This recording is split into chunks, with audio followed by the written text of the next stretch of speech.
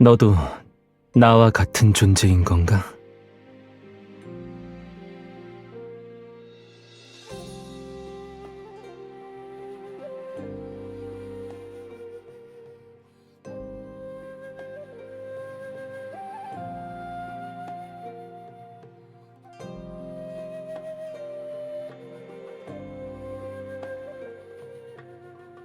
재촉하지 마.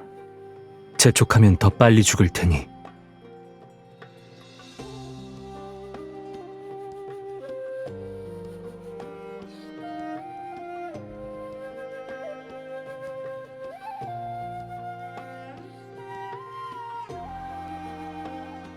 떠나라. 먹힐 운명이어도 이건 내 사냥감이니까.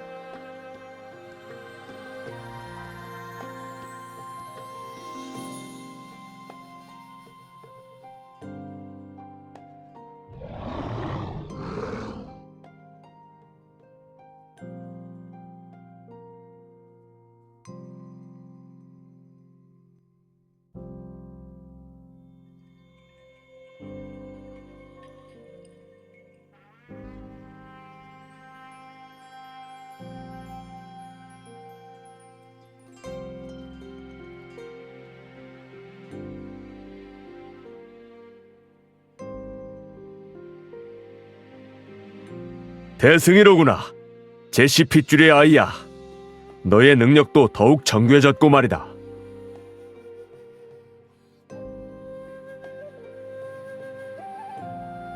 대승이 아니라 그저 죽인 것뿐입니다. 난 살았고 이건 죽은 거죠.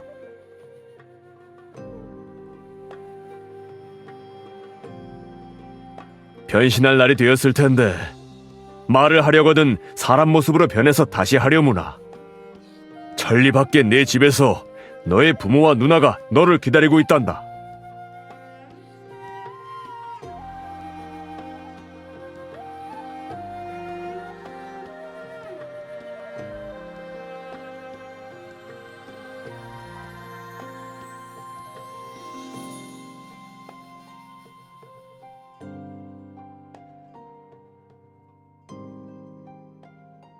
집, 나 얼마나... 275년. 그게 네가 곤륜산에 있었던 시간이란다. 네 능력은 너무나 강하고 무질서해서 네가 능력을 통제할 수 있도록 도와줄 수 있는 곳이 여기밖에 없었지. 나는...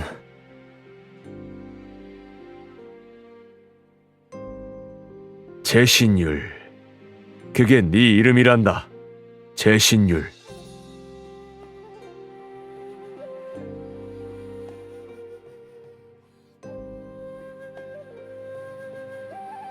유라? 유라, 얘도 참.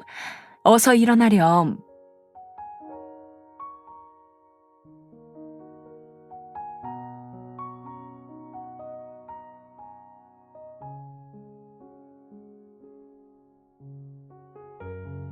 왜 여기서 자고 있어?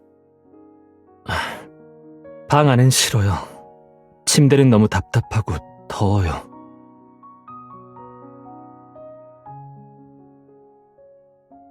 누가 그걸 물었니? 방금 아버지가 젓가락 쓰는 법을 배우라고 하셨잖니. 너도 참. 벌써 다 익혔어요.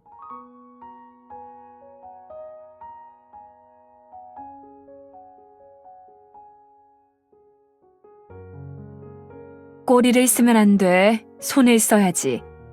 내일이면 대왕을 뵐 텐데 대왕께서 식사를 같이 하자고 하시면 어쩌려 그러니? 대왕은 사람들이 젓가락으로 음식을 집는 걸 보기 좋아하시나요?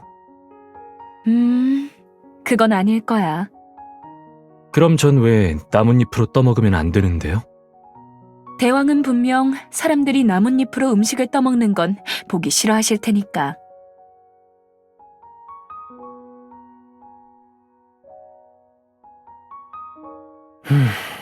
인간들은 정말 이상하네요. 이상하지만 재미있지. 그렇지 않니?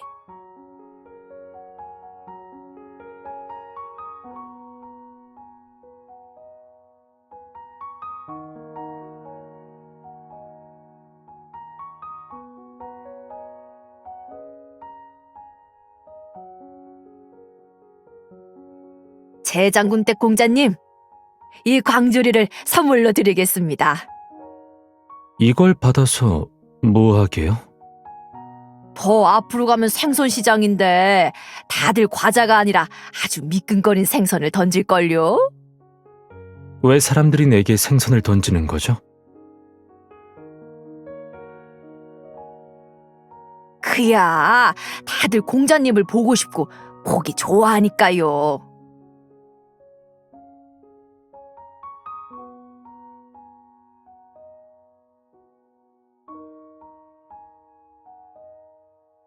참, 어머님.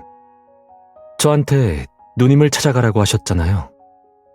어떻게 찾으면 되나요? 찾을 필요 없단다. 쉽게 찾을 수도 없고. 누나가 널 찾아올 거야.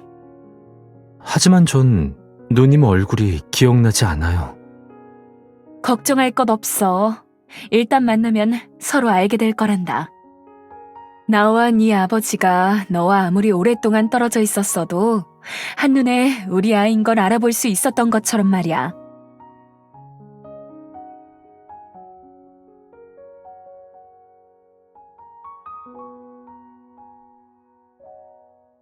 인간의 모습으로 변한 뒤로 열흘간 꿈을 꿨는데 매일 같은 꿈이었어요. 곤륜산에서 있었던 일 말이니? 네. 왜 매일 같은 꿈을 꾸는 걸까요? 그 일들이 너에게 가장 인상 깊었기 때문이란다. 어쩌면 너에게 있어 가장 즐거운 일이기 때문이기도 하겠지.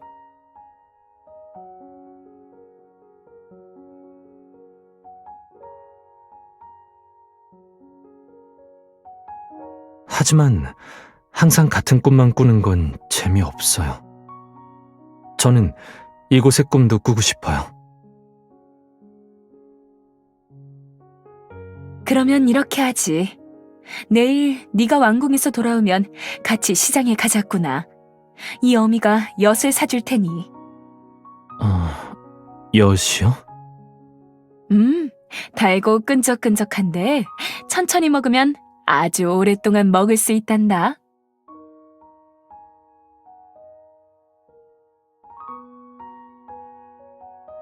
전 그들처럼 동글동글한 아이가 아니에요. 그런 건 필요 없어요. 정말 안 먹을 거니? 안 먹어요. 달고 끈적거리는 거라면 분명 부드러운 과일 같은 거겠죠. 아니야. 과일의 단맛과 끈적거리는 느낌과는 다르단다. 넌 상상도 못할걸?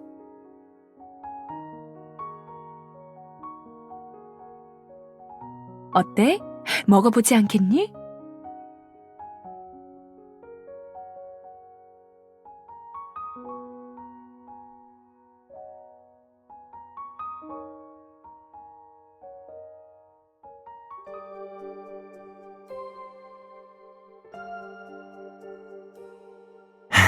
정말로 그랬다면 아주 재미있었을 텐데.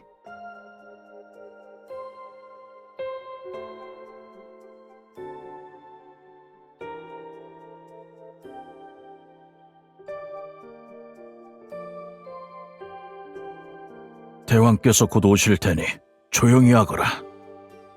하지만 아버님, 조금 전에도 대왕께서 곧 오실 거라고 하셨잖아요.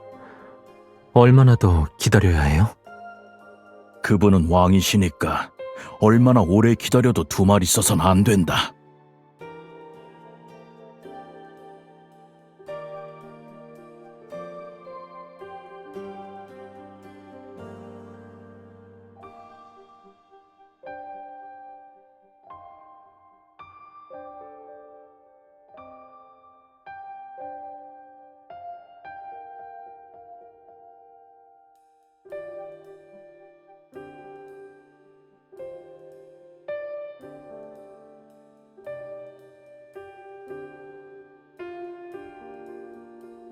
네가 제시 집안의 공자인가?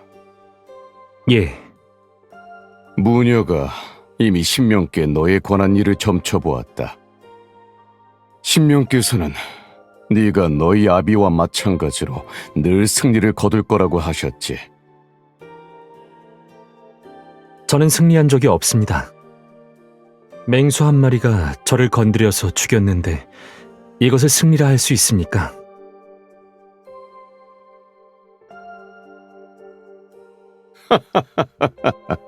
어째서 승리가 아니겠나? 나의 나라를 건드리는 부족은 수도 없이 많다. 네가 그들을 죽인다면 그건 대승이겠지. 여봐라.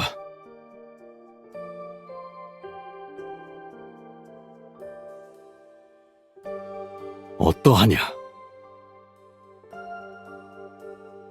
저는 이런 걸 쓸 필요가 없습니다. 쓰고 안 쓰고는 네 마음이지만 이 검을 지니고 있어야 한다. 그건 네가 네 아비와 마찬가지로 신이 내린 장수라는 뜻이니.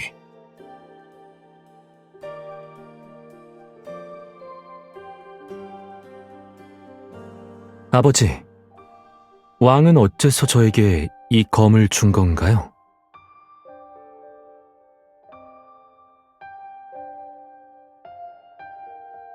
이건 우리의 사명을 보여주는 거란다. 모든 영족들이 너처럼 천부적인 능력을 가지고 있는 건 아니야. 대부분은 연약하지. 인간들과 공생하기 위해서 우리 가문이 그들을 대신해 책임을 지는 거란다. 지금은 이해하지 못해도 괜찮다. 네 누나가 왔구나. 만나러 가보렴.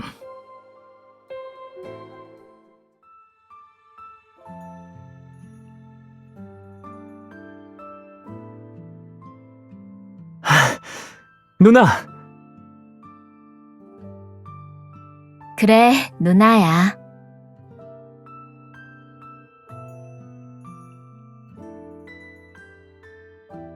여기가 누나가 사는 곳이야? 어때? 왕이 사는 대전보다 낫네. 거기처럼 계단이 많지도 않고.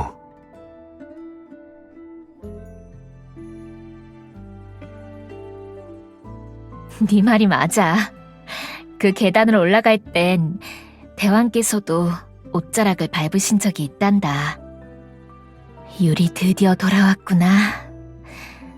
정말 다행이야.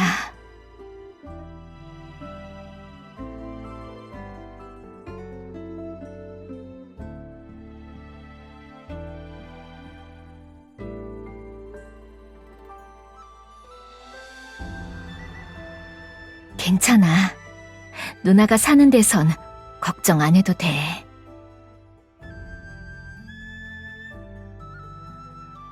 내가 마지막으로 내 꼬리를 본 건 아마 여기 오기 전이었을 거야.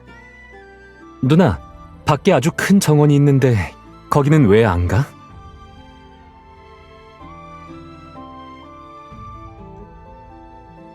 그래. 이 궁전 안은 아무래도 답답하지. 우리 정원에 나가서 좀 걷자.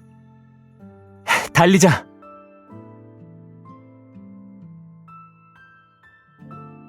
우리 원래 모습으로 가자. 그럼 누나도 누나의 꼬리를 볼 수 있을 거야.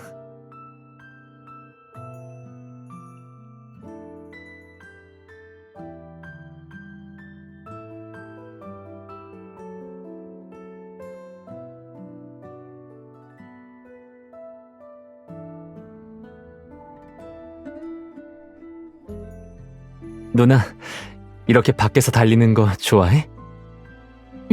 좋아. 곤륜산에서 여기까지 오는 길엔 여기보다 더 큰 숲이랑 화원이 아주 많았어. 사람이 있는 곳도 있고 없는 곳도 있었어.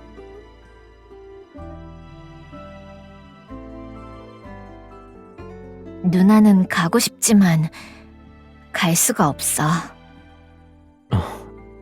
왜 갈 수 없는데? 그곳은 대왕의 땅이 아니니까.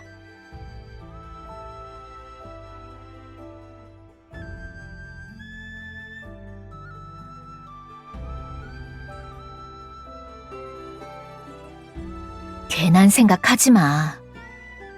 대왕께서도 이 좁은 곳에 갇혀 더 많은 곳을 누비기 위해 밤낮으로 정벌을 하고 계시잖니. 이게 대왕께서 내게 시키시려는 일인 거야?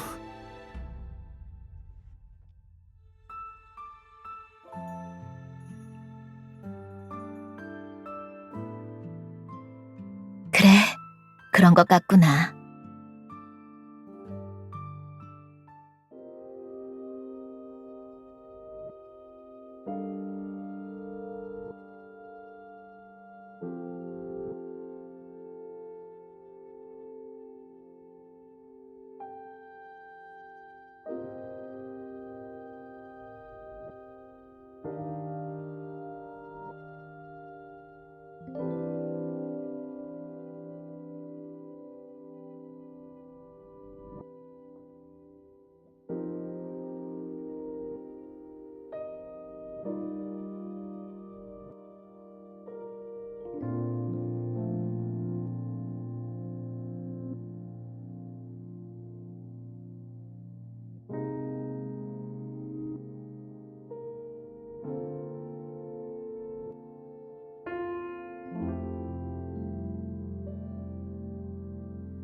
제신율, 좀처럼 얻기 힘든 기회인데 아직도 여기서 멍하니 있나?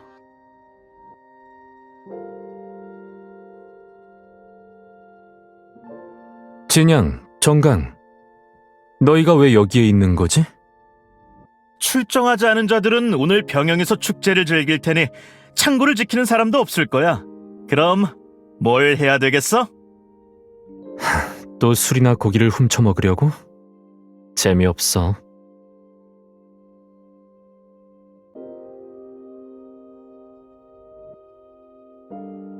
그럼 더 재미있는 게 있어? 오늘은 마곡간을 지키는 이가 없는 데다 아무도 타지 않은 좋은 말도 있지.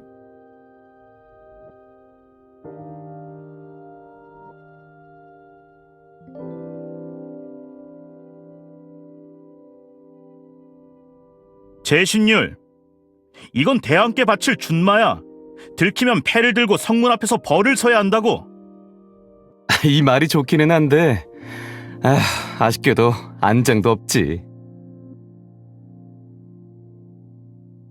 전부터 좋은 말 위해서 술을 한번 마셔보고 싶었는데 아쉽게도 오늘은 술을 가져오지 않았네.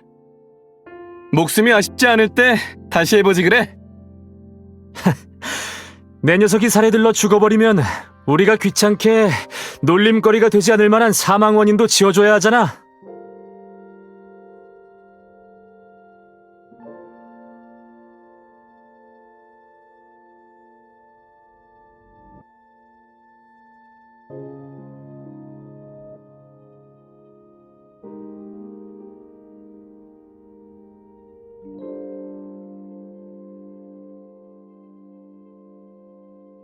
제장군의 군대인가? 2달 동안 아버지께서는 군을 이끌고 3번이나 출정하셨어. 이번이 가장 오래 걸린 셈이지.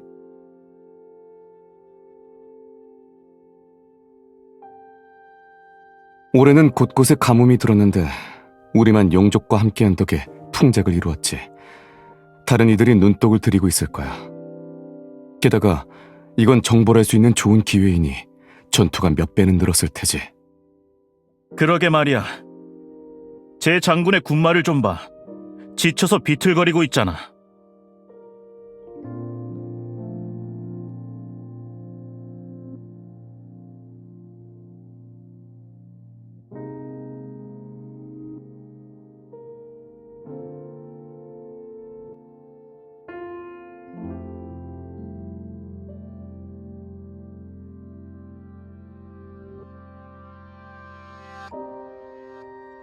우리도 곧 명을 받고 출정하게 될 거다.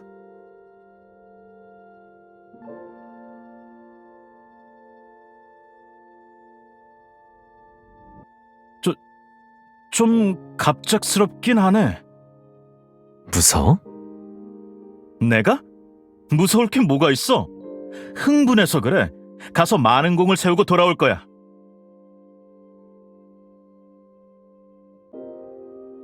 전도 유망한 이 아들의 모습! 그곳에서 지켜보셔야 해요!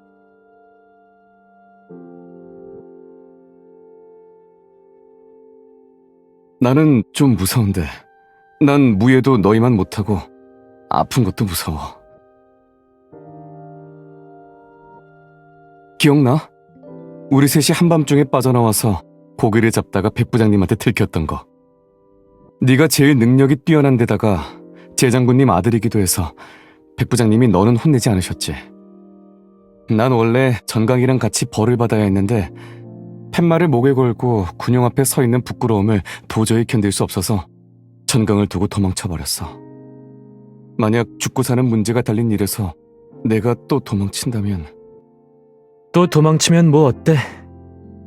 살아남는 게 이기는 거고 죽는 건 지는 거야. 왜 죽으려고 하는 거지?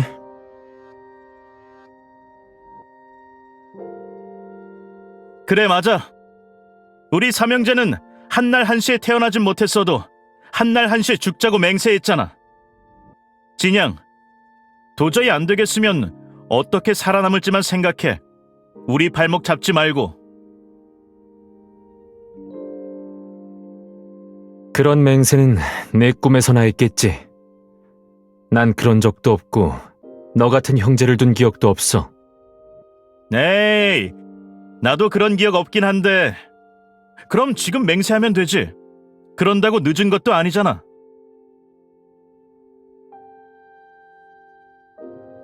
누가 먼저 말할래? 내가 할게.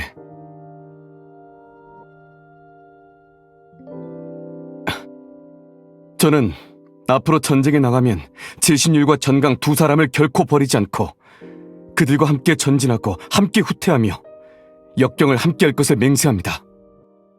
좋아. 한날 한시란 말은 없었지만 그래도 꽤 그럴싸하네. 나도 뭔가 멋진 말을 해야 할 텐데. 저는 만약 진양과 제신율이 군궁을 세우지 못한다면 제 공을 그들에게 나눠줄 것을 맹세합니다. 그게 뭐야? 네가 너무 심오한 말만 했으니까 난 좀 현실적인 것을 말한 거지. 왜? 안 돼?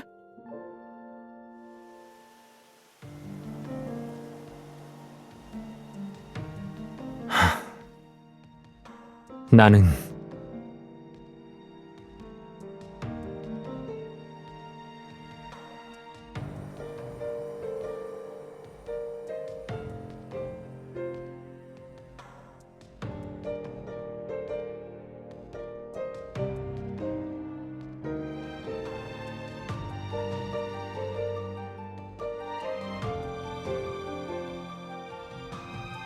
나는 언제나 승리하고 또 승리하며 절대로 지지 않겠다고 맹세합니다.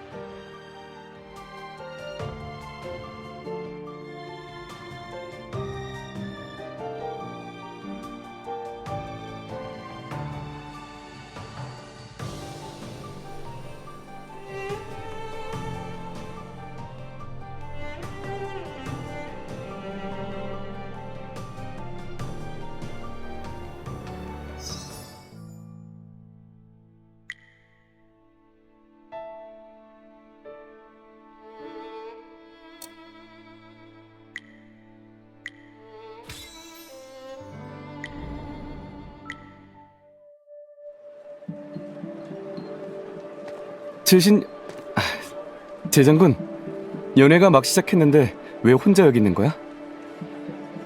모두 너를 기다리고 있어. 봐봐, 술도 다 따라놨다고. 너희끼리 마시지 나는 왜 찾아? 이제 너는 우리의 장군인데 네가 모범을 보여야 우리가 너를 따라 즐겁게 마실 수 있지 않겠어? 귀찮아. 방금 말은 절대 전강규에 들어가면 안 돼. 그 자식은 항상 연애의 시작을 주도하는 사람이 되고 싶어하니. 그럼 다음 출정 전에는 그자에게 맡기도록 하지. 대왕께서 과연 허락하실까?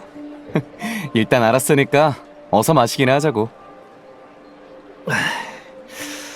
술 맛이 최악이군. 물을 대체 얼마나 탄 거야? 너희 집 매실주보단 맛이 별로겠지만 그래도 우리에게는 마음 편히 마실 수 있는 술이 좋은 술인 법이지. 이틀 뒤에 여정이 시작되는데 얼른 마셔놔야지. 언제 또 이런 날이 오겠나. 보름 뒤. 어? 언제 오겠냐고 물은 게 아니었나? 길어봤자 보름이면 녹성을 함락시킬 수 있어. 아니, 놀라고 있는 거야. 이번에는 야전이 아니라 공성전이잖아. 그게 무슨 차이지? 돌이 적의 갑옷보다 번거로울 것 같지는 않은데. 아, 그렇지. 너희 영족들은 벽타기에 능해서 성벽은 아무것도 아니겠군. 어허라, 여기서 몰래 술을 마신다 이거지? 너는 누가 술을 고라든 다 거절하지 않겠다 이거지? 취해서 뇌출정 못하는 일은 없도록 조심하라고. 그래봤자 제신율에게 얼음을 맞는 게 다잖나. 그것도 한두 번도 아닌지라. 재장군이야. 아직까지 못 고쳤어? 고칠 수 없으면 고치지 않는 법이지. 너희의 진지한 척하는 헛소리를 듣는 것보다 동문의 목공 장인이 나무를 써는 소리를 듣는 게 낫겠어. 역시 내 형제일세. 방금 한 말 다 들었어? 제장군께서 보름이면 돌아와 축하연을 즐길 수 있다 하셨다. 축하연? 너희가 바라는 걸 나한테 덮어 씌우지 마. 네가 직접 말을 안 했어도 네가 출정하면 백전백승인 건 모두 다 아는 사실인데 안 그런가? 네, 그렇습니다. 전장에서의 흉악한 장군님을 보시면 우는 아이마저 울음을 뚝 그칠 것입니다. 말도 참 더럽게 못하는군. 분명 장군님의 미모가 워낙 출중하셔서 우는 아이도 장군님 얼굴을 보면 방긋 웃는 겁니다. 게다가 장군님께서 손가락 하나 까딱하면 죽은 자도 다시 살아난다던데 사실입니까? 처음 듣는 소리군. 둘 중 누가 먼저 죽어서 내 연습 상대가 되어주겠나? 장군은 부상은 순식간에 낫게 하셔도 죽은 목숨은 일으키지 못하시네. 그러니 각자 목숨은 잘 챙기도록. 장군님, 부장군님. 향이 좋군. 이건 뭐지? 감조입니다. 한번 드셔보시겠습니까? 과일을 많이 넣었군. 너무 달아. 조금 덜 넣었으면 맛이 더 좋았겠어. 역시 장군님이시네요. 제가 처음으로 직접 담근 술입니다. 연회의 술보다 맛이 더 좋군. 복숭아, 자두, 대추가 들어간 걸 보니 집에 경사가 있었나? 이번에 돌아가면 홀례를 치를 예정입니다. 제 집사람이 시끌벅적한 분위기를 그렇게 좋아합니다. 그날 모두를 초대해서 그녀를 즐겁게 해주고 싶습니다. 좋아. 경사를 놓칠 수 없지. 제신율, 갈 거지? 장군님께서 보살펴주신 은혜에 보답하고 싶습니다. 다른 사람은 모르겠으나 장군님께서는 꼭 오셔야 합니다. 은희? 난 자네를 도운 적이 없는 것 같은데. 잊으신 겁니까? 평청을 토벌할 때 장군님께선 단신으로 적진에 돌진하여 적을 교란시키셨습니다. 그때 제가 적의 후방으로 가 보급을 끊도록 명을 내려달라고 요청드렸고 장군님께서 허락해 주셨습니다. 그러면서 할 수 있다면 바로 출발하면 된다. 내 허락을 받지 않아도 된다. 고 하셨습니다. 그랬지. 하지만 명을 청한 것도 적군의 보급을 끄는 것도 수행한 것도 모두 자네야. 난 자네를 돕질 않았으니 자네는 나에게 은혜를 빚지지 않았어. 장군님, 홀례 참석은 처음이라 어떤 선물을 해야 할지 모르겠군. 옷기는 사용하나? 괜찮습니다. 감사합니다. 감사합니다, 장군님. 옥기를 사용하지 않는다는 건가? 선물이 필요 없다는 건가? 나도 혼인을 하고 싶군. 생긴 것도 꽤 괜찮고 공로도 적지 않은데 왜 날 좋아하는 처자가 없는 거지? 너만 보면 그럭저럭 봐줄만은 한데 제신율 옆에 있으면 뭐? 처자들의 눈에 네가 들어오겠나. 진양, 너 정말 너나 나나 마찬가지잖아. 너 너도 눈에 안 들어오겠지? 난 혼인을 빨리 치를 생각은 없어.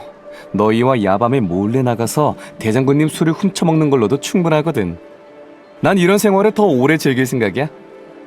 우리의 생각은 안중에도 없는 건가? 제신열, 그럼 너는 앞으로 어쩔 생각이야? 다음 전쟁을 치러야지. 그 다음은 그 다음 전쟁을 치러야지. 무얼 위한다는 명분이 있을 거 아냐. 공을 세워서 관직을 하사받는다든지 선조들의 명망을 쌓는다든지. 왜 전부 고개를 젓는 건데? 전강이 피리 부는 법을 배우려 했지만 영 재능은 없더군. 마치 귀신 우는 소리나 다름없는데도 아직 집착을 못 버리고 있어. 난 싸울 수 있고 이길 수도 있는데 굳이 안 싸울 이유가 있나? 제신율 장군님! 대장군님과 부인께서 막사 밖에서 기다리고 계십니다. 가보시죠. 알았다. 매번 오는 게 힘들지도 않으신가 보군.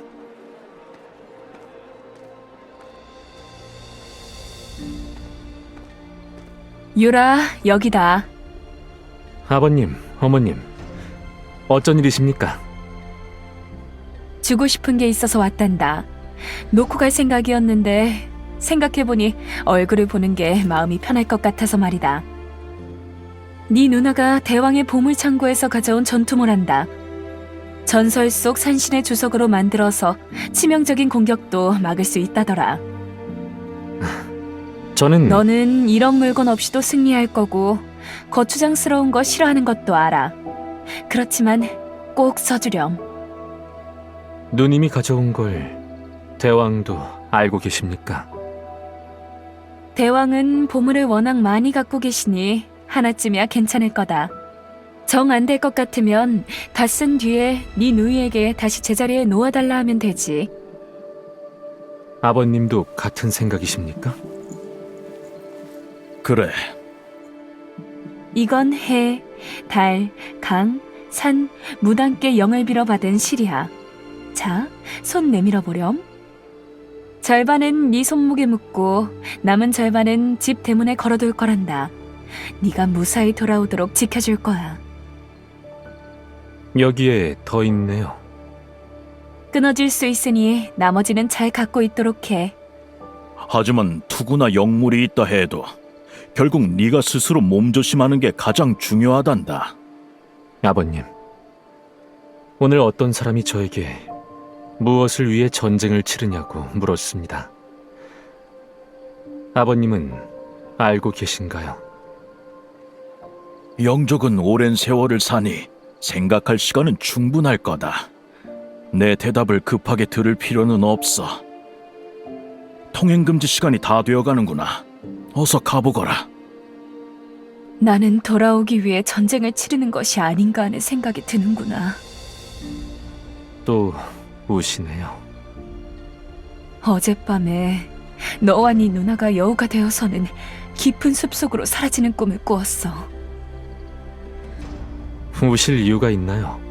저희를 부르면 바로 돌아갈 텐데. 매몰차긴. 나이를 먹을수록 귀여운 구석이 사라지는구나. 예전에는 어딜 가든 이 어미한테 착 달라붙어 있었는데 눈도 못 뜬 새끼 여우였으니 어머님이 절 데리고 다니실 수밖에요. 제신율, 연애가 거의 끝나가는데 왜 이제야 돌아왔어? 부탁 하나 하지. 이건 붉은 실이잖아. 부모를 여의었거나 돌아갈 집이 없는 병사들에게 하나씩 나눠줘. 절반은 손목에 매라 하고 남은 반은 나에게 다시 주면 돼. 어디에 쓰려고? 내일 동이 트면 집에 가서 대문에 묶을 거다. 그들에게 돌아갈 곳을 주는 거라고 생각하면 돼. 알겠어. 우리한테 맡겨. 진양, 또 무슨 일 있나? 아니야. 내가 가도록 하지. 제신율 장군님! 제신율 장군님! 천하에 영원히 끝나지 않는 연애는 없다. 공로를 세우고 그때 다시 연회를 열자. 네!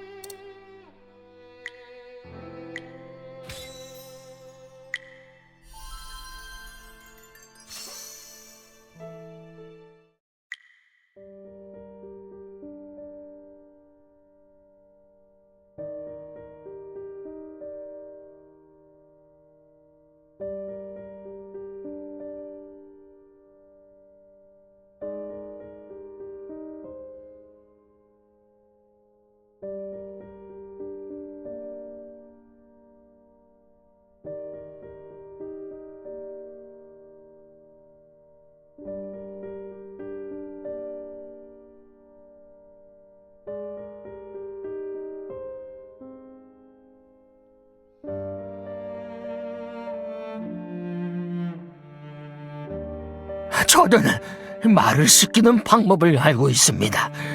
군 나으리들을 도와 말을 씻겨드리겠습니다. 필요 없다. 너희들은 여기서 무얼 하고 있는 거지?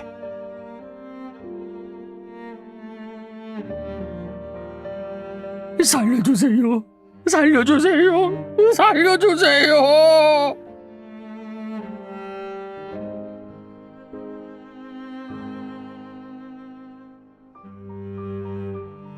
장군님, 성 안에 있는 1200명의 백성들이 장군님의 처벌을 기다리고 있습니다.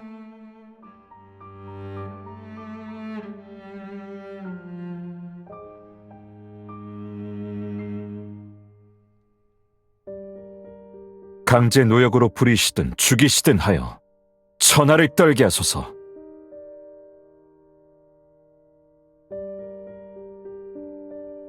저들이 원래 하던 것을 계속 하도록 해라.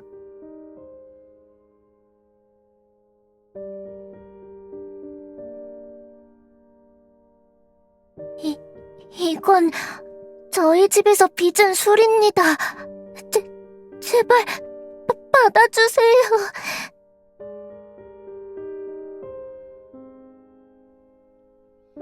필요 없어.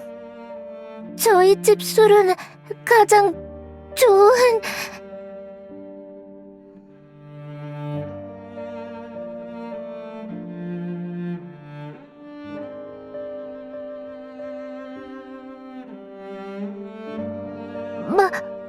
마음에 안 드시나요?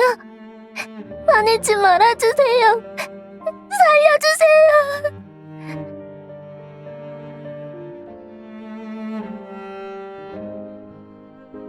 마음에 안 드는 게 아니다. 가보거라. 여긴 다시 오지 말고.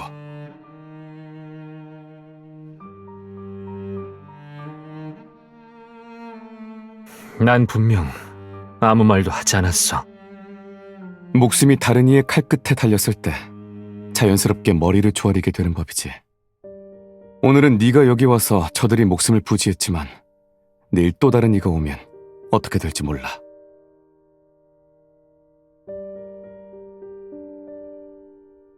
그걸 내가 어떻게 알지? 다른 병사들이 하는 말을 들었어. 성을 함락시키는 싸움은 어렵지만 모두들 선뜻 참전하려 한다더군. 이겼을 때 얻는 게 더 많으니 말이야. 죽이고 싶으면 죽이고 돈이 필요하면 빼앗으면 돼. 누구도 막지 않고 공로도 인정받지. 네 밑에 있어서 얼마나 다행인지. 넌 밖에서 싸우는 걸 좋아하잖아. 덕분에 난 아까 같은 모습은 안 봐도 되고.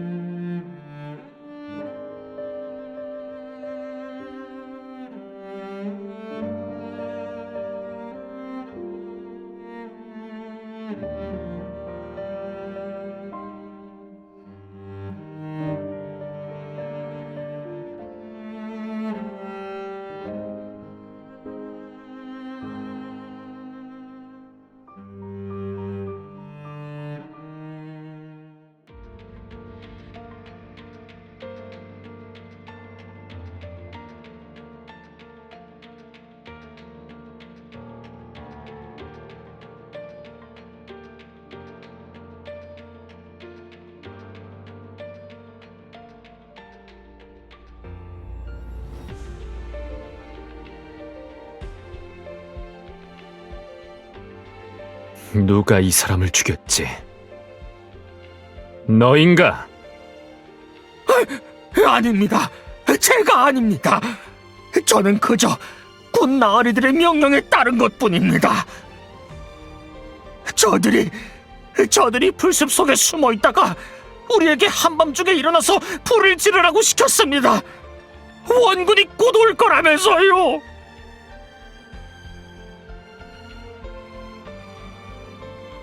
그는 너를 죽이려 하지 않았는데 너는 어째서 그를 죽이려 한 거지?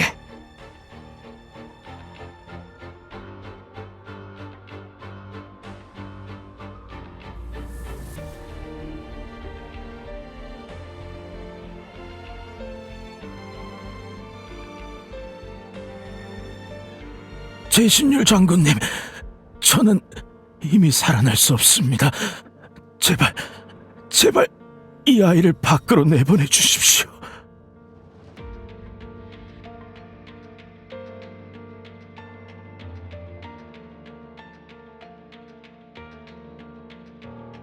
장군님, 제 딸도 이 아이 또래입니다.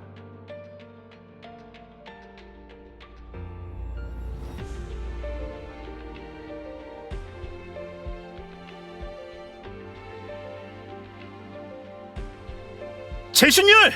괜찮아? 괜찮아. 아직 움직일 수 있는 자들을 데리고 당장 쪽문으로 나가. 그럼 넌!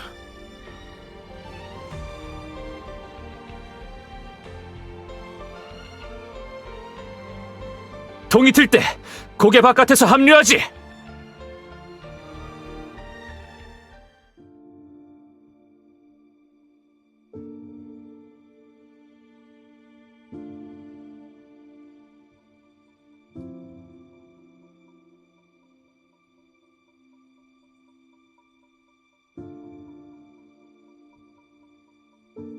너는 누구냐? 여기서 길을 막고 있다니 죽고 싶은 거냐? 제 신율이다.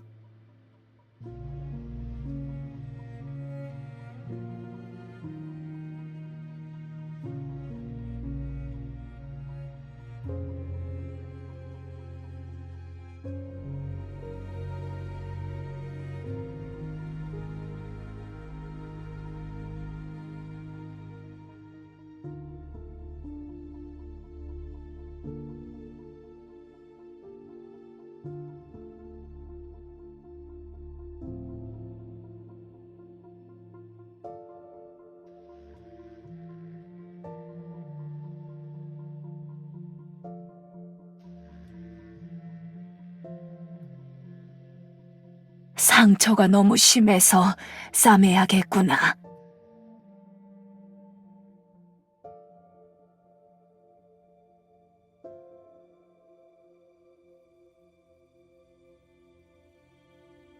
얘야, 네가 어디로 갈 생각이든 상처를 치료해야 갈 수 있을 거야. 들어오거라. 물 한 대야만 주십시오.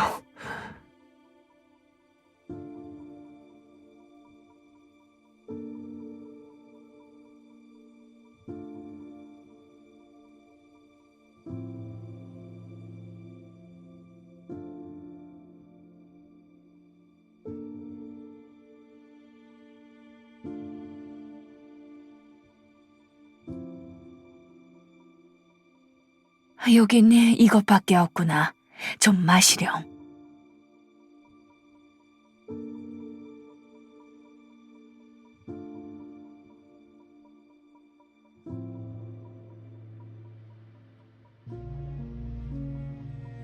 앞으로 수많은 사람들이 목숨을 너에게 맡길 것이다. 그 기대를 저버려서는 안 된다. 전 지금까지처럼 그들을 이끌고 승리할 겁니다. 강한 힘에도 한계는 있는 법이다. 세상에 언제나 이기기만 하는 존재는 없어. 너는 많은 결정을 내려야 할 거다. 만약 선택할 수 없는 때가 오면 야수처럼 생각해라.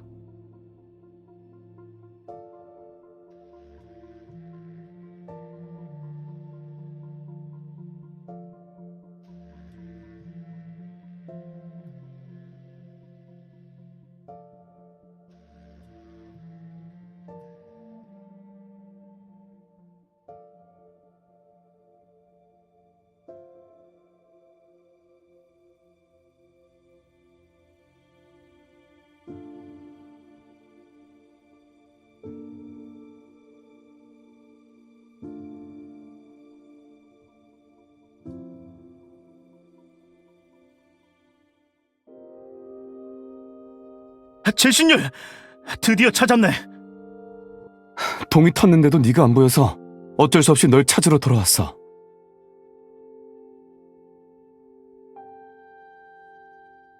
다른 사람들 상황은 어떻지?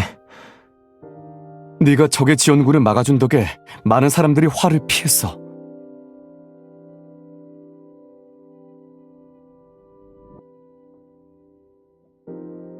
우선 상처부터 치료해주지. 네 상처도 가볍지 않잖아. 영력은 아껴둬. 우리는 여기까지 걸어왔으니 아직 더 버틸 수 있어. 적당히 조절하면 문제없어. 난 조금 전에 어느 민가에서 부상을 처치했으니까.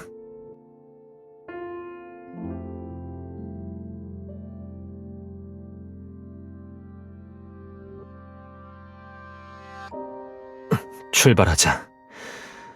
고개 밖에서 밤이 될 때까지 쉬도록 하지. 너희는 아직 휴식이 필요해. 그 민가에 사는 사람은 어떡하지?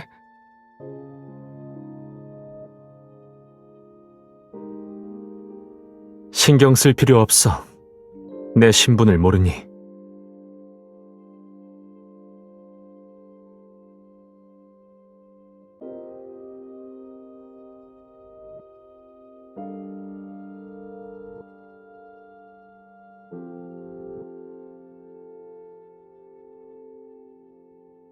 진양은 왜 안 보이지? 이런, 숲속에서 길을 잃는 건 아니겠지? 내가 돌아와서 찾아볼게. 내가 더 빠르니까 넌 병사들을 데리고 계속 가. 그럴 필요 없어. 나왔어.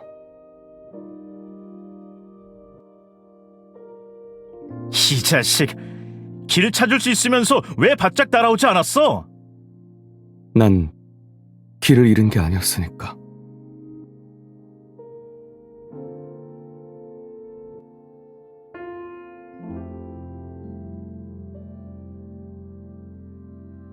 장군,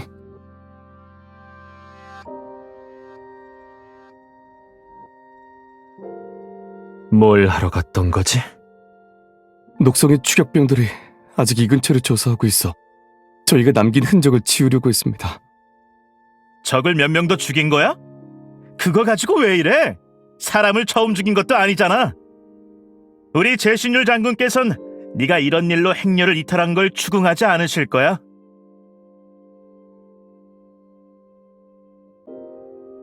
저는 그 노부인과 아들을 마주쳤습니다. 그 사람은 장군님이 집안에 들어오셨던 걸 발견하고 적군에게 보고하려 했습니다. 제가 그를 죽였습니다.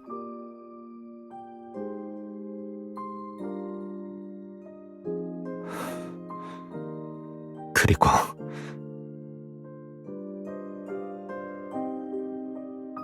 그 노부인이 그걸 보고 저에게 달려들어서 제 칼에 죽었습니다. 뭐? 진양, 평소에 잘 돌아가던 네 머리는 어디 갔어? 그 사람은 장군의 은인이라고! 전 그저 그들이 적군을 불러올까 봐서. 불러오면 뭐 어때서? 우리가 그런 도적들 몇 놈도 처리하지 못할까봐? 그놈들이 기습만 하지 않는다면 100놈이라도 내 상대가 되지 못한다고!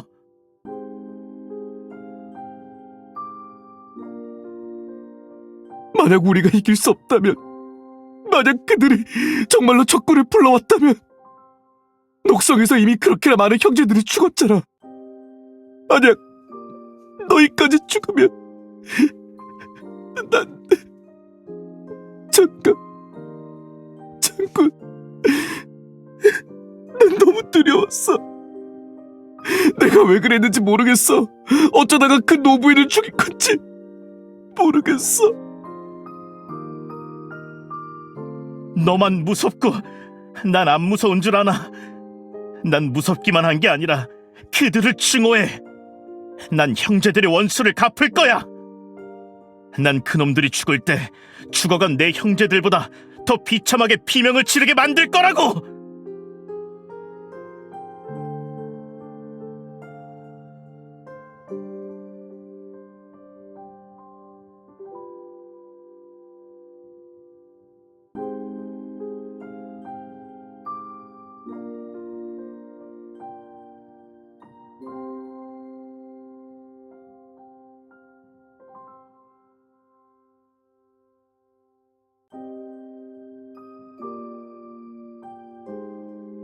장군, 제가 큰 잘못을 했다는 건 알고 있습니다. 어떤 벌이든 달게 받을 테니 저를 벌해주십시오.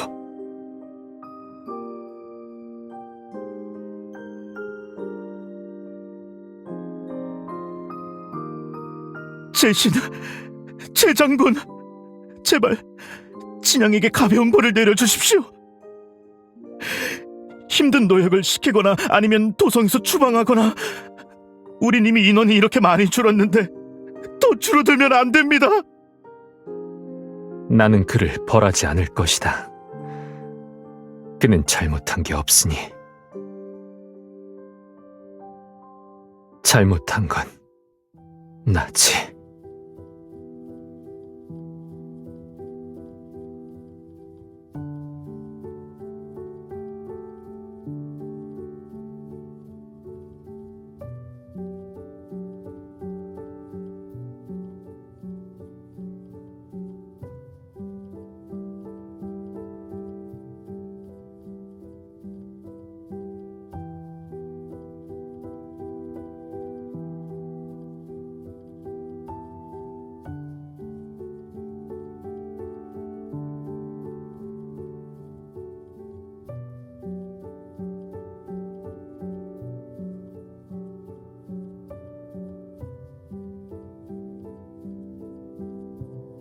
장군님, 이건 절대 장군님의 잘못이 아닙니다.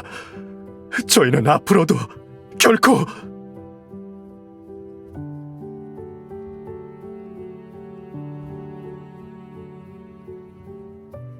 앞으로도 달라지는 건 없다. 성에 들어가면 우리 군의 병사들은 무고한 백성들을 해쳐서는 안 된다. 하지만 만약 그들이 우리에게 칼을 겨누기를 택한다면 내가 홀로 그들의 숨통을 모조리 끊을 것이다. 어젯밤의 일은 결코 되풀이되어서는 안 된다.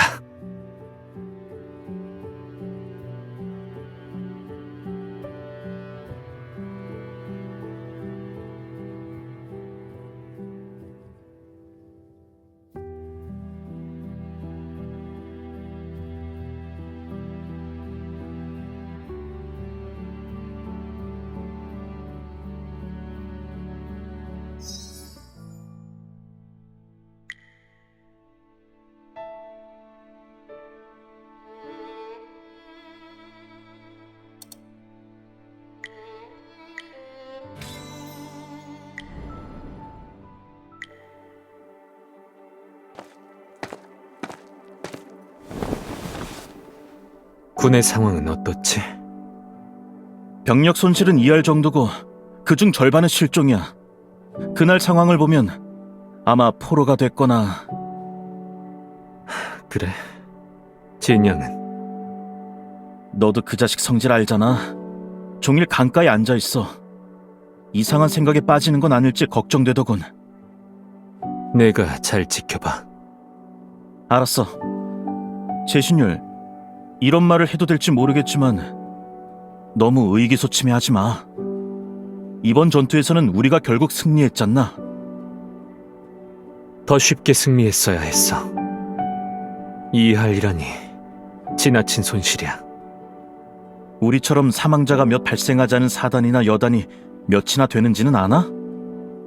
하나도 없었고 이 아래 손실은 흔하다는 말을 하려는 건가? 어떻게 알았어? 다른 사람이 어떻고 보통 손실 규모가 어떠니 하는 건 내게 의미 없어. 중요한 건 그들이 목숨을 잃어선 안 됐다는 거다. 난 네가 죄책감을 느끼지 않길 바랄 뿐이야. 그때 지휘관이 너였으면 우리 부모님도 돌아가시지 않고 늠름하게 자란 내 모습을 보셨을 텐데. 고맙다. 너에게 고맙단 말은 처음 듣는 것 같은데? 나도 꽤 가치 있는 생을 산 모양이야. 그렇게 가치 있으니 이것들은 굳이 너에게 나눠주라고 할 필요가 없겠군. 이 많은 음식과 술은 어디서 난 거야? 대왕께서 녹성 승전 소식에 오늘 아침 내리신 하사품이야. 나보고 나눠주라니. 설마 오늘 저녁에 연회를 열겠다는 건 아니지? 그렇게 놀랄 일인가? 네가 축하 연회를 못 열게 할 줄 알았는데. 출정 전에 축하주를 곧 다시 마시게 해주겠다고 한 약속을 어길 이유는 없지. 게다가 이런 것들이 있는데 먹고 마시지 않을 이유가 없지 않나. 네 이런 모습을 보니 안심이 되네. 난 의기소침해한 적도 없는데 뭘 걱정하는 건지 모르겠군. 그럼 며칠 동안 왜 한마디도 안 한 거야? 생각 중이었어. 생각? 그래. 나는 너희들의 장군이니. 그건 또 무슨 소리야? 오늘 저녁에 진영 밖에 다녀올 거다. 내일 동이 트기 전까지 돌아오지 않으면 내가 병사들을 이끌고 먼저 출발해. 돌아가는 일정을 너무 지체하지 말도록. 제신율 장군님, 다리는 어때? 완치할 때까지 술은 절대 안 된다. 장군님께서 치료해 주셨으니 아파도 안 아파야죠. 옆에 그 술잔은 제 아우의 잔입니다. 술을 따라주지 않으면 저승에서도 소란을 피울 것 같아서요. 그래. 너희와 함께 한잔 해야겠군. 제 아우가 무척 기뻐하겠는걸요? 장군님, 무슨 일이지? 다름이 아니라 제가 이번이 첫 출정입니다.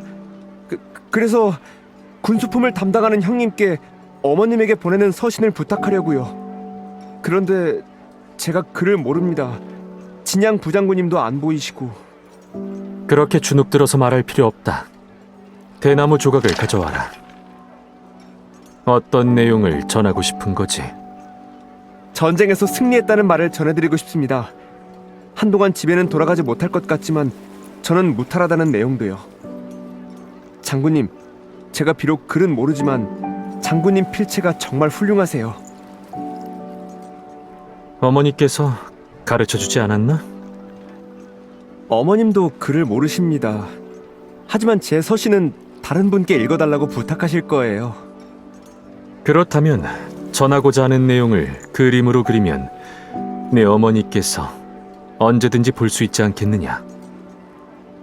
이건 성문이고 성루에 깃발을 든 사람이 있네요. 알았습니다. 어제 성을 공격해서 점령한 모습이군요. 내 이름이 무엇이지? 정일입니다. 보고 잘 외워둬. 이 사람 위에 내 이름을 적어둘 테니 내 어머니도 보고 내가 승전했음을 아실 거다. 말이 사람 하나를 태우고 있네요. 아까 그 사람이랑 닮았으니 그럼 이것도 저일 테고 제가 돌아가고 있다는 뜻이군요. 이건 도성문인 것 같습니다. 장군님, 그림 솜씨가 정말 훌륭하십니다. 내 어머니는 어떤 옷을 즐겨 입지? 평범한 삼배 옷을 즐겨 입으세요. 그리고 뒷머리에 꽃 한 송이를 꽂는 걸 좋아하십니다. 그래. 이건 저와 제 어머님이 대문 앞에 서 있는 모습이네요. 놀다가 늦게 집에 간 적이 있었는데 그때 어머님께서 딱 이렇게 제 먼지투성이가 된 얼굴을 닦아주셨었지요.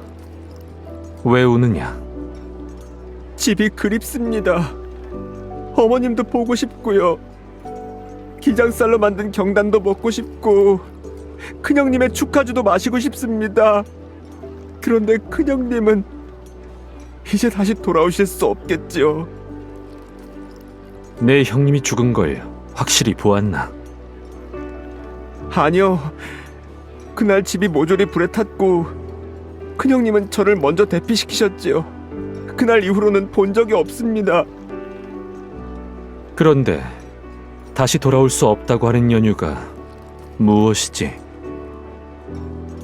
모두 가능성이 없다고 하니까요. 시체조차 찾지 못했습니다. 정일, 나와 내기를 하나 할 생각 없나? 내기라면... 내 큰형님과 지금 여기에 없는 사람들 모두 집으로 돌아갈 수 있어. 내기하겠습니다. 그런데 전 무엇을 걸어야 합니까? 내가 이기면 넌 돌아가서 경단이나 한두 개 더 먹거라.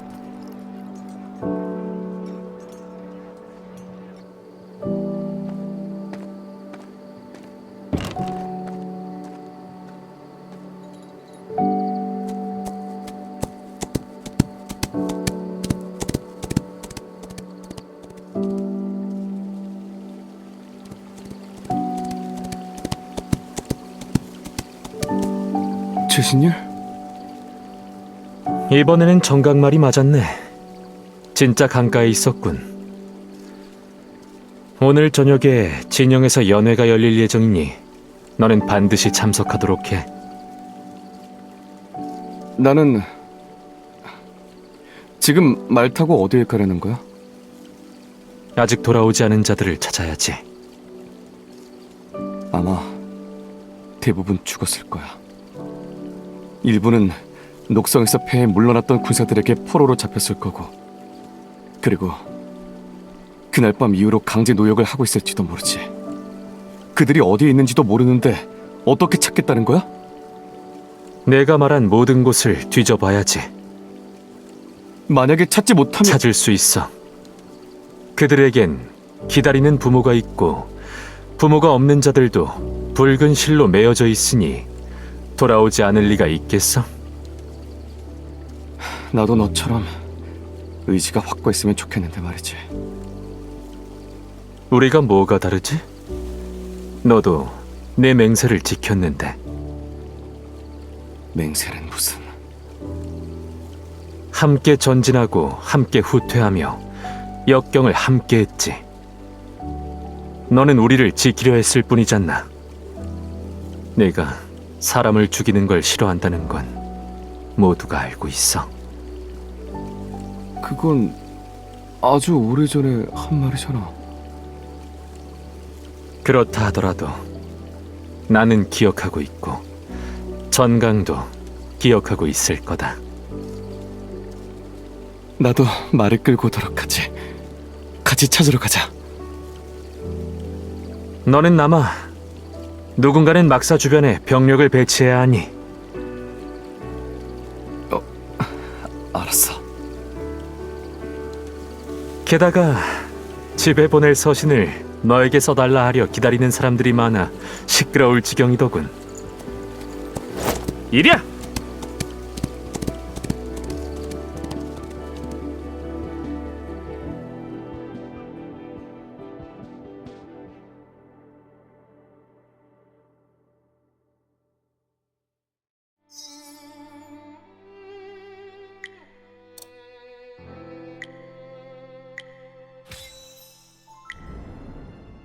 북방에는 이런 말이 있다.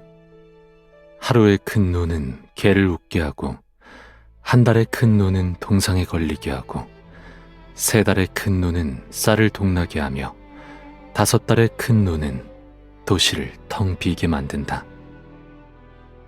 왕의 군대는 이 땅을 밟은 후 그 말을 가지고 돌아왔다. 전강이 이를 듣고선 내가 생각하기엔 곤륜이 북방보다 눈이 더 많이 내리는 것 같냐고 물었다. 나는 그 질문에 곤륜에는 눈이 오지 않는 날이 없다고 대답했다. 그는 창고에서 고구마 하나를 꺼내 나에게 건네며 말했다. 우리 제신율 장군이 그곳에서 굶어 죽지 않아서 다행이라고.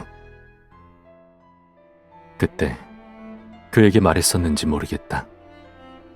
곤륜은 사람을 굶겨 죽이지 않지만 모두에게 위협적인 천혜의 요새이다. 사람이 살지 않고 북방의 12성 같은 곳도 아니며 봄은 아주 잠시뿐이라 왕이 척박한 곳에서 수십만 명의 백성을 책임져야 하는 그런 곳이다. 옹주가 포위된 지 42일째 되는 날, 나는 성벽 위에서 적군을 바라봤다. 100배에 달하는 군마, 군수품 공급의 차단, 도시 점령 후 거행되는 학살의 위협까지. 매년 전쟁을 치르면서 그들은 점점 더 나의 목을 어떻게 조여야 할지 잘 알게 되었다. 계속된 눈발에 하얀 눈은 갑옷에 켜켜이 쌓이다가 그 틈새로 전해지는 체온에 녹아내렸지만 발자국은 온통 하얗게 쌓였다. 나는 오래전 어머니께 서신 한 통을 받았다. 그녀가 회색빛의 털을 가진 새끼 고양이 한 마리를 주었다고 했다. 나는 고향에서 천리나 떨어진 곳에 있었지만 이곳에서 그 녀석의 모습이 보이는 것 같았다. 처음 북방에 도착했을 때 병사들은 한데 둘러앉아 부모와 고향에 대한 이야기를 나누었다. 나는 가끔 그들의 대화에 참여했었고 그들은 항상 나에게 고향이 그립지 않느냐는 질문을 했었다. 지금의 나는 대답을 할 수 있을 것 같지만 내 대답을 듣는 이는 이미 아무도 없다. 그날은 옹주가 포위된 지 42일째이자 식량 창고가 바닥난 지 15일째 되던 날이었다. 모든 사람의 머릿속에는 살아야 한다는 것 외에 다른 생각은 없었다. 나는 능력을 사용하여 먹을 수 있는 식물들이 생기가 완전히 다 사라질 때까지 성장을 재촉했지만 식량은 여전히 부족했고 그들을 배불리기엔 역부족이었다. 백성들과 병사들은 흙먼지와 진흙을 나눠 먹기도 했다. 나는 그중 한 명을 붙잡아 썩은 나뭇잎을 입에 넣어 억지로 토하게 했다. 나는 그렇게 하지 않으면 더욱 빨리 죽을 것이기에 다른 사람들에게도 그렇게 하라고 말했다.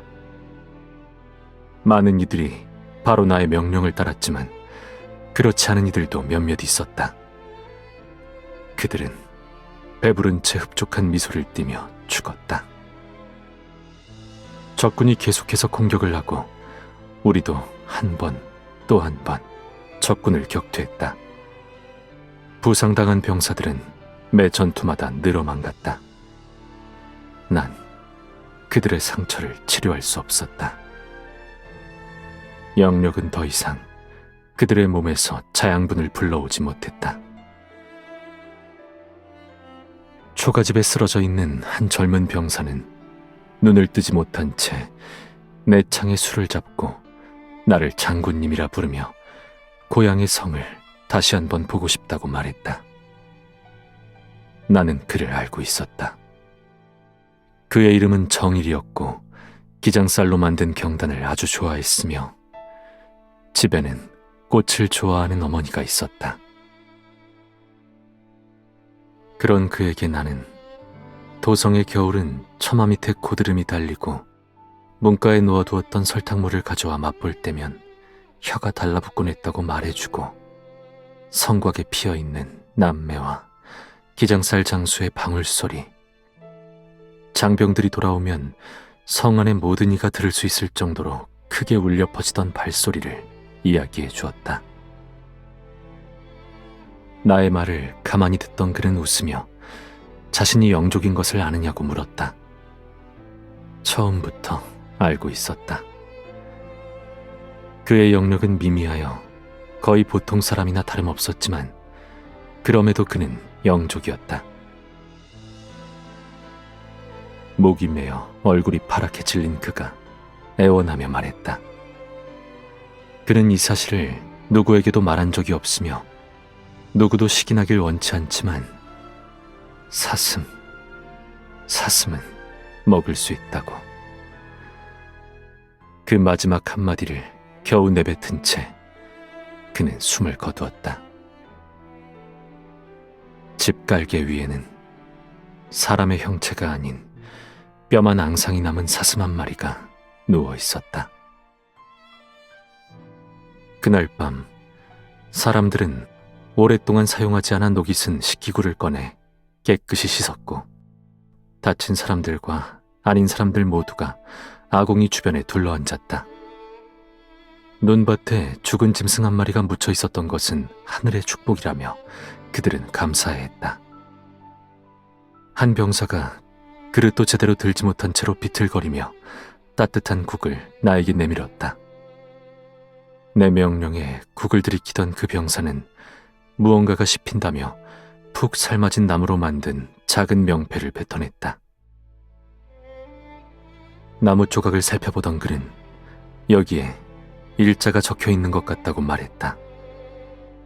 덕분에 뭔가가 떠올랐는지 정일이라는 꼬마가 안에 누워있으니 국을 가져다 주어야겠다는 그의 말에 나는 그럴 필요 없다고 말했다. 정일 말고도 많은 병사들이 하나둘 죽어갔다. 그 시체들은 묻히거나 소각되지 않았고 쌓이지도 않았다. 몇몇 작은 초가집에서 흰 연기가 피어올랐을 뿐이었다. 나는 성도에 전해진 북방의 속담이 왜곡되었다는 것을 떠올렸다. 정일은 그에 속은 것이다. 그 문장은 원래 세 달은 서로를 먹는다였을 것이다. 나는 일자가 적힌 나무 명패를 연무장 중앙에 걸어두었다. 휘날리는 깃발이 명패를 때릴 때면 그 소리는 마치 돌을 밟는 말굽소리 같았다. 그리고 점점 더 많은 물건들이 하나둘씩 연무장에 걸리기 시작했다.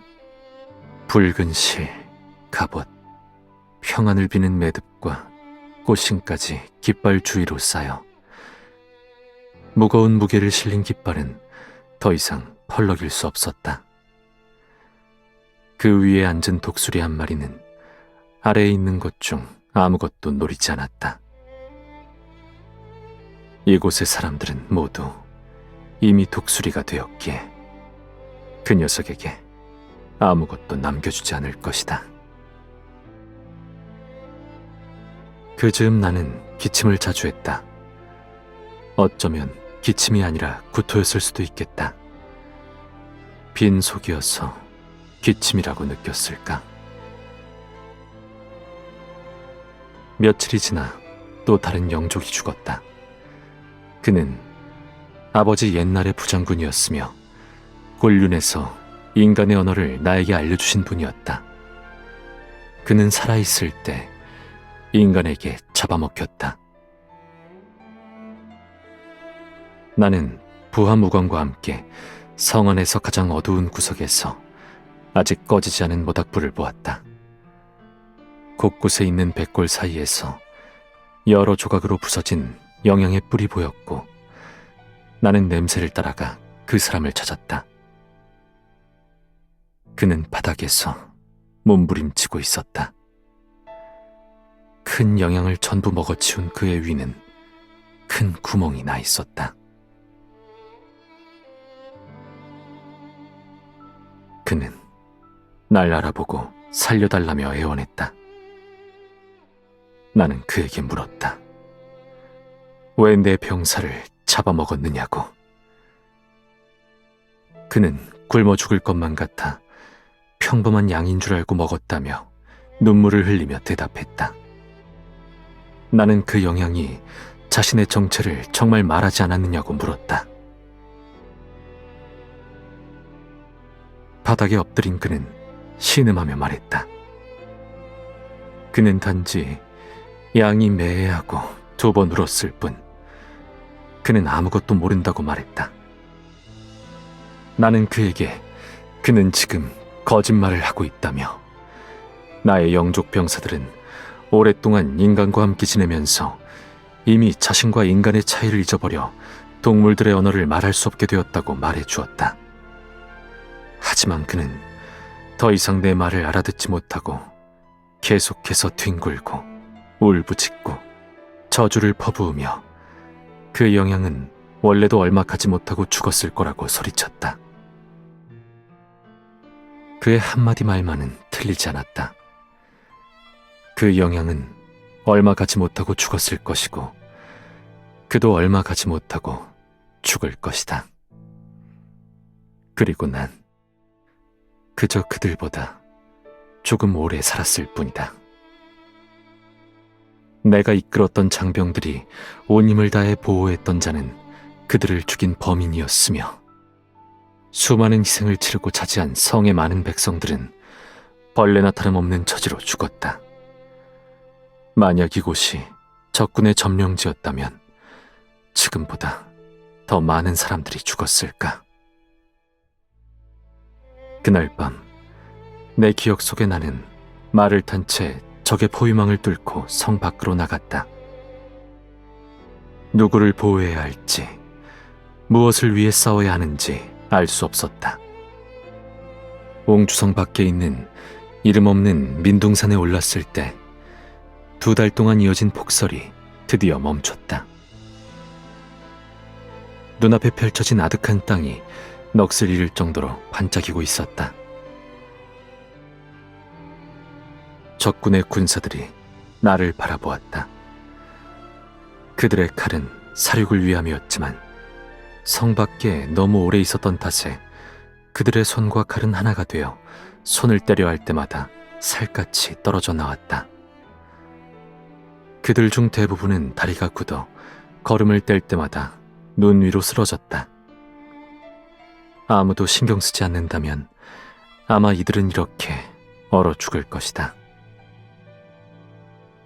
성 안의 백성들도 나를 보고 있었다. 그들은 성 밖의 열매와 초원을 보았지만 남쪽으로 향하는 길과 비옥한 땅, 따뜻한 물, 더 풍요로운 성지는 볼 수 없었다. 만약 이 성이 없었다면 이들은 원하는 곳으로 자유롭게 갈 수 있지 않았을까? 하지만 그날 밤 수도에서 지원군이 도착했다.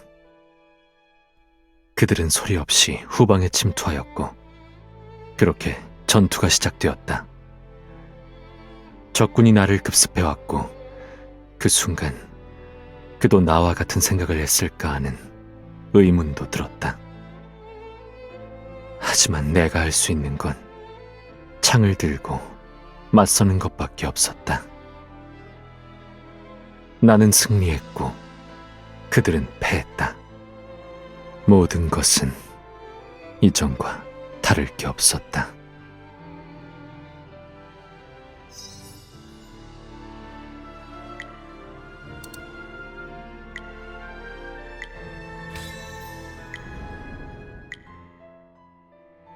그해 봄, 왕은 갑골문으로 친히 점을 쳤고 극남 지역의 개척에 대해 신께 물었다.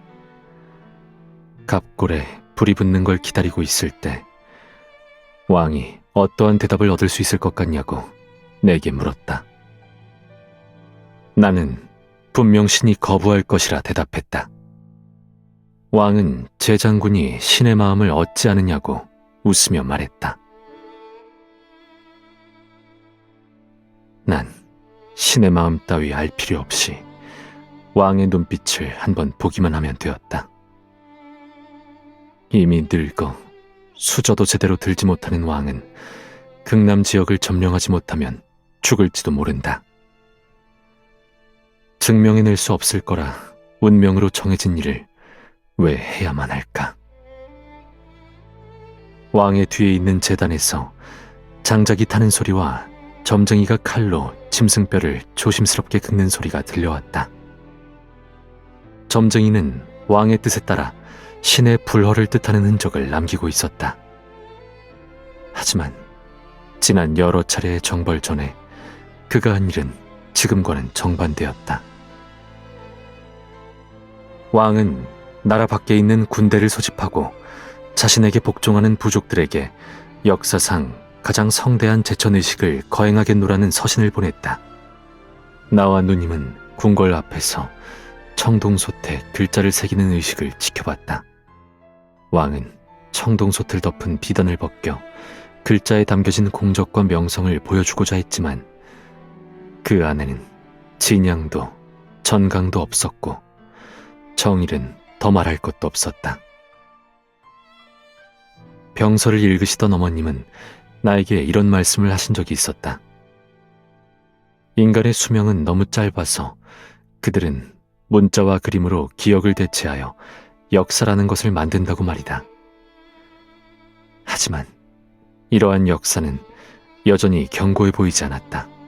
수백 년의 시간을 수백 자로 표현하는 것은 망가진 필터처럼 건져내야 할 것과 남겨야 할 것을 모조리 흙 속에 흘려보내는 것과 같았다.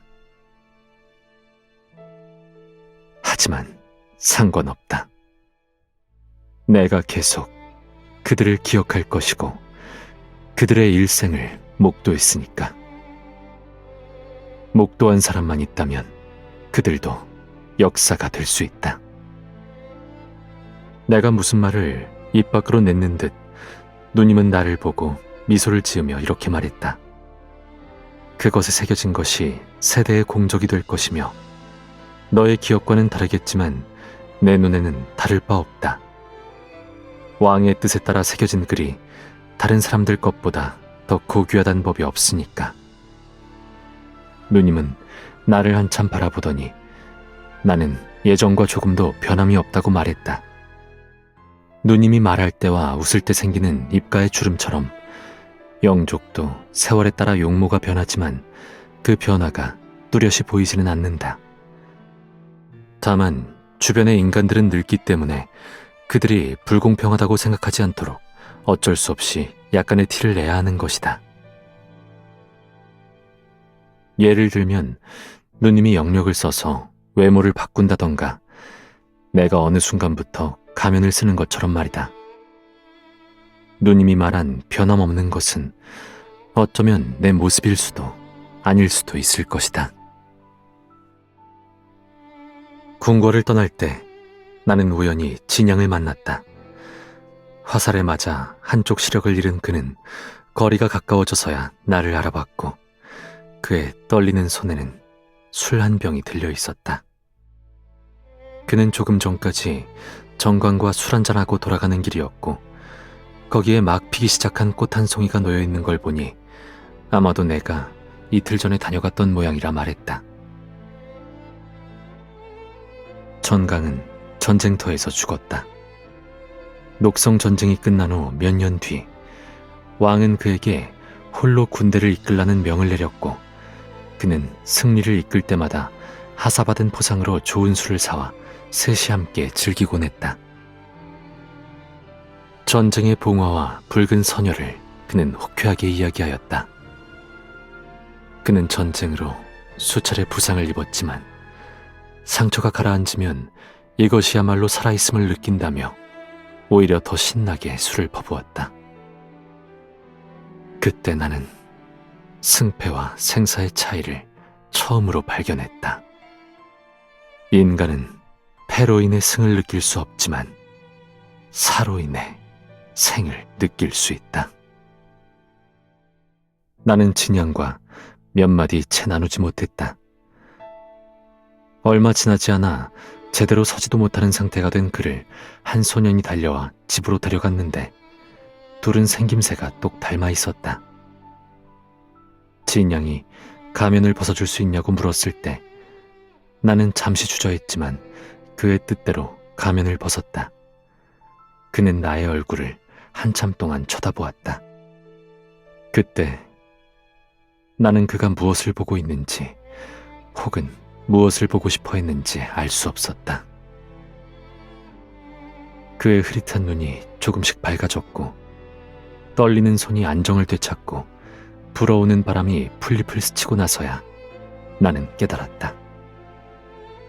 그는 주둔지에 피어있던 모닥불을 달빛 아래에서 비우고 채웠던 술잔을 말이 언덕을 내달리는 그 모습을 보고 있었다. 그는 나의 얼굴에서 자신의 옛 자취를 보았던 것이다. 떠나기 직전 그는 옆에 서 있던 소년을 데리고 와 자신의 아들이라며 나에게 소개했다. 어렸을 때부터 무기를 다루는 걸 좋아했으며 조만간 군대에 간다고 했다. 소년은 전쟁이 이미 끝나 싸울 곳이 없다고 몇 년 더 일찍 갔어야 했다며 불만 가득한 표정을 짓고 있었다.